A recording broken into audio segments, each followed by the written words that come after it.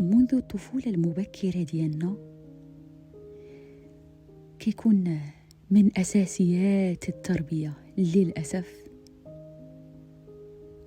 النقد، المقارنة. النقد والمقارنة غالبا كيقوموا بهم الأهل حتى أنهم يحفزونا، يعاونونا أننا نتصرفوا أحسن، نتعاملوا أفضل، نعقلوا على الدروس اللي كيقدموها لنا بشكل يومي. والنقد كيكون أحيانا لاذع. علاش كدير هكا؟ شوف بنت خالتك كتعامل حسن في هذا الجانب،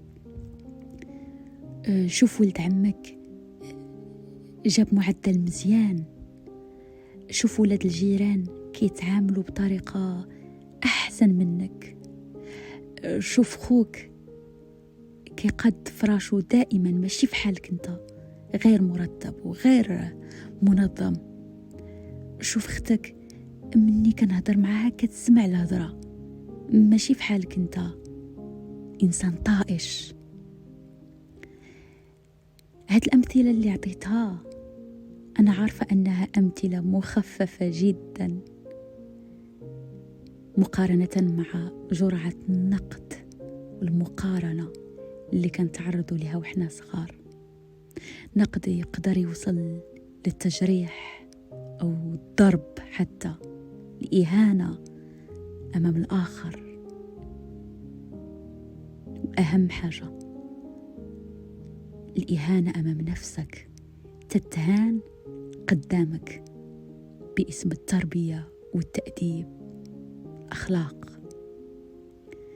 فملي تنكبروا هاد الصوت اللي كيكون إما ديال الأب ديالي ولا ديال الأم ديالي اللي فيه نقد وتجريح وعنف لفظي أو جسدي حتى، تيصبح صوتي أنا كإنسان راشد بالغ. كنولي أنا بشكل غير واعي كنمارس النقد الذاتي، الجلد الذاتي حتى. كنولي نواجه مواقف بسيطة جدا بعقوبات شديدة في حق نفسي. كنولي حتى نعاقبني قبل من حدوث الخطأ، قبل ما نوقع في الخطأ كنولي نعاقبني. وأحيانا كيكون العقاب هو أنني كنحرمني من تجارب كان ممكن يعني تعاوني نتقدم في حياتي. مثلا شخص كيقول لراسو لا لا لا، أنا ما غاديش ندير هاد التدخل قدام الناس، أكيد ما غاديش نفلح فيه، وأكيد غادي يضحكوا عليا، وأكيد غاديش نتوفق. فكيحرم نفسه من تجربة كان ممكن على الأقل تعاونوا أنه يتطور مهارة التواصل أمام الآخرين، هذا على الأقل. مثال آخر، ممكن نقول لراسي شفتي قبيلة درت خطأ منين كنت في مقابلة العمل، ما كانش خصني ننطق هذه الكلمة هكا، كان خصني ننطقها هكا، وأنا أصلا غير فالح، غير ناجح، أنا أصلا غير متفوق، أنا أصلا أي حاجة عملتها ما كننجحش فيها. شايفين موقف بسيط جدا يقدر يوقع لأي إنسان، العقوبة تجاهه كتكون كبيرة في حق ذاته. وهادشي كله لأن صوت الآباء ديالنا وحنا صغار بنقدهم ومقارنتهم وتجريحهم باسم التربية كيتحول صوتي أنا الداخلي. كنولي أنا بشكل واعي أو غير واعي كنقول لراسي هاد الأشياء الهدامة جدا وأنا كبير. من بين التمارين اللي كتكسر هاد الحلقة ديال النقد اللاذع من قبل الآباء ديالنا اللي تحول مع مرور الوقت لجلد ذاتي، هو التمرين تعاطف اليقظ مع الذات. هذا جزء من برنامج طوره كل من كريستين نيف وكريستوفر جيرمر. هذا البرنامج أو هذا التمرين اللي غادي نختاره من هذا البرنامج كنقوموا به في 3 خطوات.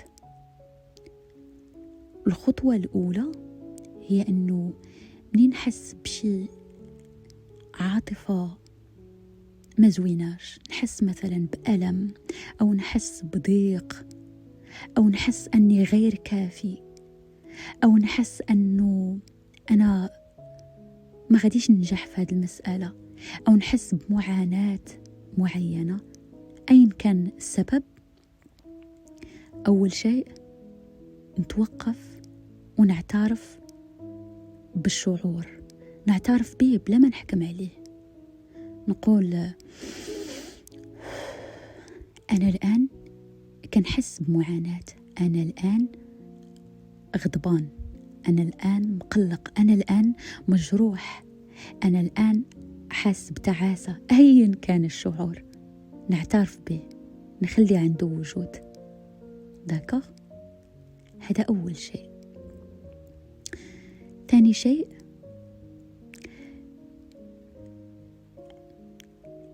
نقلب على المشترك بيني وبين الإنسانية كلها في هذا الشعور، لأنه أحيانا وبسبب النقد اللي كنتعرضوا ليه بزاف وإحنا صغار كنظنوا أن أي حاجة غير طيبة، أي شعور ماشي زوين فهو خطأ شخصي، شي حاجة خاصة بينا بوحدنا. alors que لا كل الناس كتحس بنفس المشاعر. فإذا أنت مثلا الآن حسيتي بمعاناة فهذا شيء مشترك بينك وبين الناس، هذا شيء ماشي ديالك بوحدك، هذا ماشي خطأ شخصي، لا، هذا جزء من الحياة نفسها.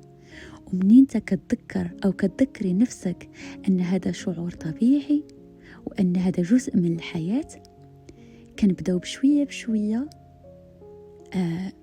نرسلوا للاوعي ديالنا أن لا، الشيء الغير طيب ما عندوش علاقة بينا غير بوحدنا، وإنما هذا جزء من رحلة الحياة.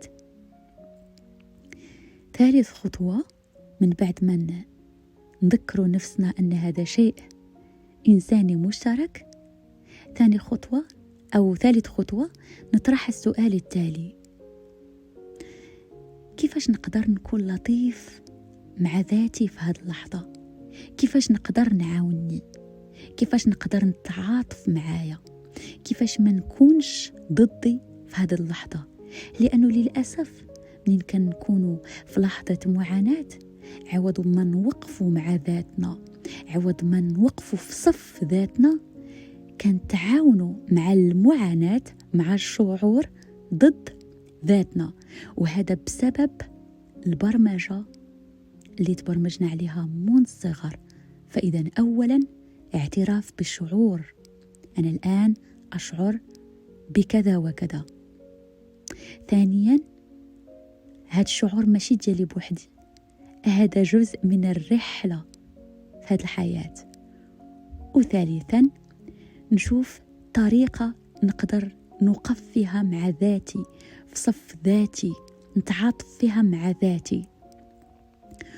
ونقدر نختم التمرين برسالة قصيرة لراسي، وكأني صديق عزيز عارف الشعور اللي أنا كنحس به وبغى يطبطب عليا دون أحكام. هذا التمرين نقدروا نقوم به على الأقل مرة في اليوم، أو كل ما احتاجينا له. يعني كل ما حسينا بشعور غير طيب نقدروا نتسلحوا له بتمرين اليقظة والتعاطف الذاتي. سلام.